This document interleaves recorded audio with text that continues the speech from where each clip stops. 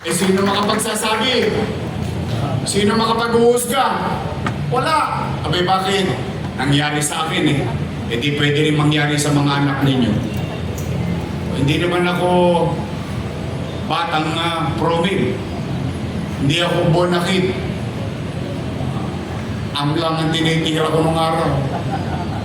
But I am no special. My point is, maaaring mangyari din sa mga anak ninyo. So, bottom line, patuloy tayong magsikap, maging masinop bilang individual para sa kinabukasan ng ating mga anak. Ang inisip ni Andres Bonifacio, tayo. Sino? Sino tayo ngayon? Tayo na mga anak. Tayong kapwa Pilipino. Kaya, ngayong tayong mga leader, departamento, konsihal, vice mayor, mayor, now we were given an opportunity, binigyan tayo ng pagkakataon ng taong bayan na sila'y paglingkuran. As like what the saying goes, said, many are called, but few are chosen. You were the chosen one. So be of service to the people. And with heart and mind na buong buo, walang paling, diretso. Kung bakit tayo nandito dahil sa mga yan. Yang mga nakatayo sa gilid, sa mga paligid. Dahil sa kanila, naluklok tayo sa kapangyarihan. At ang kapangyarihan, dalawang bagay lang ang pupuntahan. Gamitin sa tama at kapaki-pakinabang na pamamaraan sa kanyang mamamayan o sa personal lamang niyang kapritsyo at kapakinabangan. Nasa atin ang susi sa pagpili. Kaya sa inyong lahat dito, ngayon nakasama ng aming pamahalang lungsod ng Maynila, sa pribadong sektor, organisasyon, mga kusyal, at mga kaanak ni Andres Bonifacio, at mga mamamayang nakikinig sa paligid. Huwag tayong mawawalan ng pag-asa. Malungkot ang ating sitwasyon bilang bansa. Sa kinakaharap na insidente sa mga nagdaang buwan. Ngunit, alam ninyo, sabi nga sa salitang Ingles, after the rain, there is a rainbow. Patuloy tayo. Huwag niyong intindihin kung ano-anong kulay ng mga politika na yan. Dahil yung mga politikong katulad namin, pagtapos ng eleksyon, pati-pati na yan. Ngayon, nagkakaingitan lang kung sino ang hawak sa kawali. Yan lang ang pulot dulo niyan ng mas marami. May ilang matino, pero mas marami. Na ang gusto lang nila ay kapangyarihan. Ang intindihin ninyo ay magsikap tayo. Salamat may gobyerno, salamat may ospital, salamat may doktor, salamat may serbisyo, salamat may kapanatagan, salamat maaliwalas ang pamayanan. Ngunit, at the end of the day, it is only and only up to you. Sa'yo. Sa'yo aasa ang iyong mga anak, ang iyong mahal sa buhay. Doon natin ituon ang ating damdamin, ang ating isipan, ang ating lakas. Ibuhos natin lahat. Na baka sakali yung mga nakaparirinig dyan na yung mga magulang na maaari isang anak ninyo ay sidecar boy, maaari isang anak ninyo ay basurero. Baka pagdating ng araw sa pagpupursige ninyo, maging doktor, maging ininyero, maging abogado, maging profesional, o baka matsambahan pa natin katulad ng tsamba ko, maging mayor pa ng Maynila. Yun. Yung mga taong yun, na mga maya-maya lamang ay maaari papasok sa kanilang trabaho, umaasa na sana pag-uwi nila may sweldo para may mapakain sila sa pamilya. Umaasa na makasasakay ng maayos at maaliwalas, makauwi ng maaga, makasama ang kanilang pamilya. Ordinaryong tao. Kaya matuto na tayo kung talagang mabisa. Sana nagtagumpay na tayo noong 86. Ngunit nasaan tayo ngayon? Ito pa rin. Ang tanong, ano ang solusyon? Maaaring hindi ko alam. Pero ang tanging solusyon, ang pinakatamang solusyon, ang taong bayan, matutong manuri ng mga susunod nilang ilalagay na leader ng kani-kaniyang distrito, ng kani-kaniyang syudad, ng probinsya, ng bansa. Nasa Galing. Tao naman. And that we will be reminded on every single day of our life. Love your country. Love your people. Bilang panghuli, sayang naman, magpapasko na, mabati ko na kayo. Merry Christmas! Baka naman. Chairman Campre, baka naman. At ang Pasko ay dalawa ang binilin sa atin ng ating mga magulang at ninuno. Ang diwa ng Pasko ay dalawa. Laging dalawa, naririnig ko. Pamisa-misan, may sobra ng konti. Pero madalas na mabanggit ng mga magulang natin. Pagbibigayan at pagmamahalan. Ewan ko kung yun ang sinabi ng nanay ninyo. Basta ako yun ang sinabi ng nanay ko. Iba na ba? O, pareho-pareho. O, pagbibigayan. Pagbibigayan.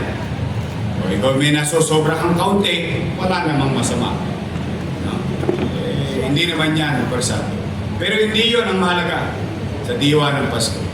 Isa lang yun. Pero para sa akin, lalo ngayong kasalukuyan ng sitwasyon natin, ay kailangan ang maging diwa talaga ng Pasko sa bawat pamilyang Manileño at Pilipino ay pagmamahalan. Why we should hate each other because of them? Bakit tayo mag-aaway-away? Pag sa kusina, sila lang ang kumakain. Ngayon, hindi nagkaayos-ayos sa parte-parte. Ginugulo, buhay natin. Noong tulichicha kayo, minamantikaan ninyo ang inyong mga labi. Tuwan-tuwa kayo. Ngayon, hinihikayat tayo. Magpasid po kayo, ha? Mag-isip po tayo maigi. Hinihikayat tayo. Ika'y mapula. Ika'y maputi. Ika'y madilaw. O ano ba yung pink? Ano bang color sa Tagalog? Mapusyaw. Ano ba yun? Basta pink. Blue. White. Oh. Hindi, imagine ninyo. O kita ninyo, nabanggit ko lang. Ayan na green. Talagang may galit eh. Hindi ay ako without politics. Setting aside politics. Pansinin ninyo, hinanghihikayat sa inyo. Pansinin ninyo, may kulay. Ang tanong ko, nung madilim ang buhay nyo, kumulay ba nung dumating sila? And yet, araw-araw na ginawa, magpapasko na. Sabi, ikay dito, ikay dito, ikay dito, ikay dito. Pagdating sa bahay, magpamilya, magkaiba-iba. Pagdating sa labas ng bahay, ang magkakapitbahay, magkakaiba. Tingnan ninyo, darating ang oras, magkakatabihan sa camera. Kayo, magkakaaway pa rin. See? This is about time for us to be matured enough na unawain natin ano ang intensyon ng mga ito. Kaya, siguro ang pinakamabisang gamot sa ngayon, at ako'y naniniwala na mahatulan ng mga talipandas na yan. Pero sa ngayon, Pilipino tayo. Bakit tayo kailangan mag-away-away?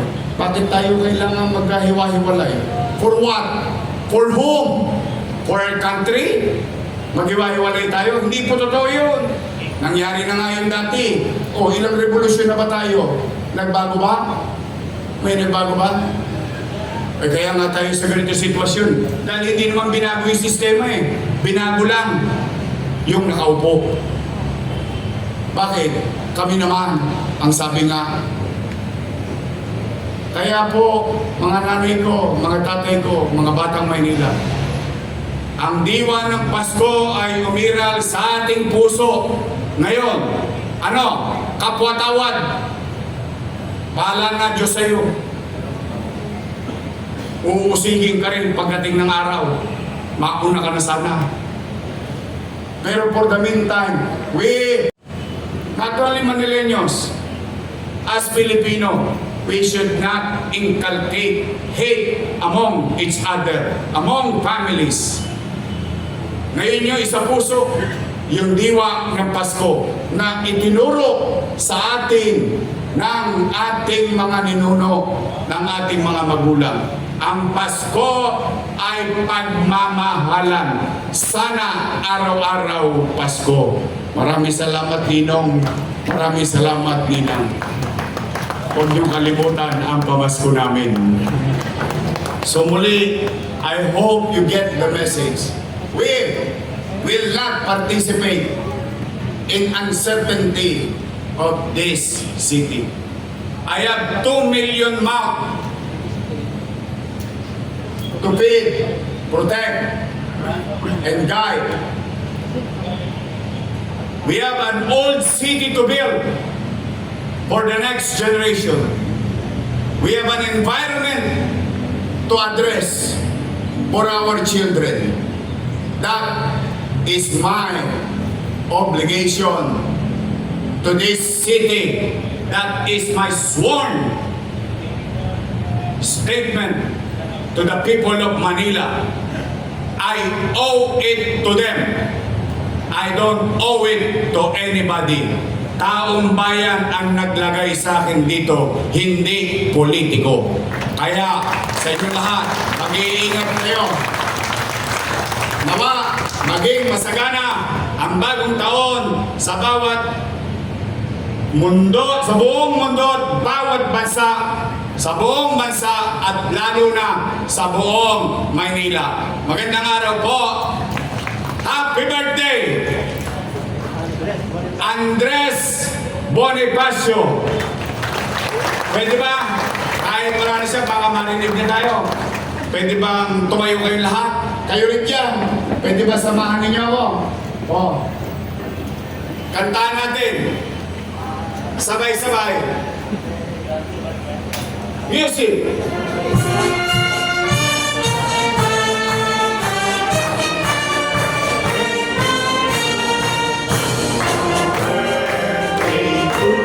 Sesya na kayo, sigurado.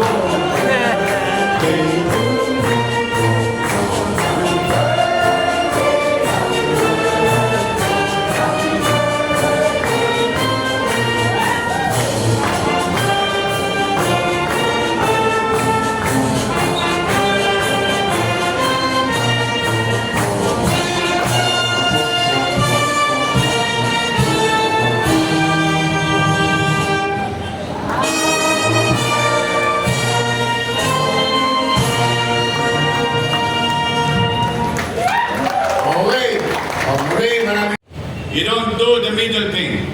There is no such thing.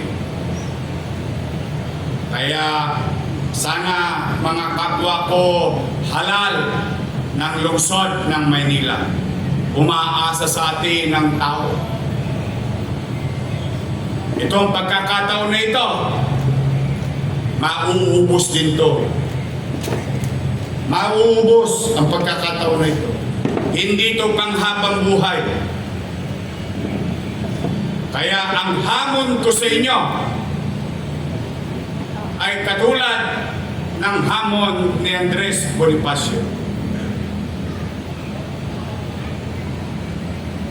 Mag-iwan tayo ng bakas sa isang landas na matagumpay para sa mamamayan upang ang susunod na henerasyon ay may maayos na daang tutunguhin at maging gabay nila sa katagumpayan ng mga salin lahi natin.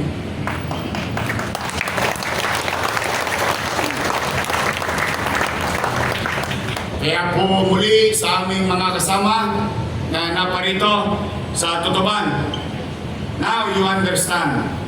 Now, at least, you understand at the very least, bakit ayaw kong magulo ang rekto bukod sa kapakinabangan ng tao.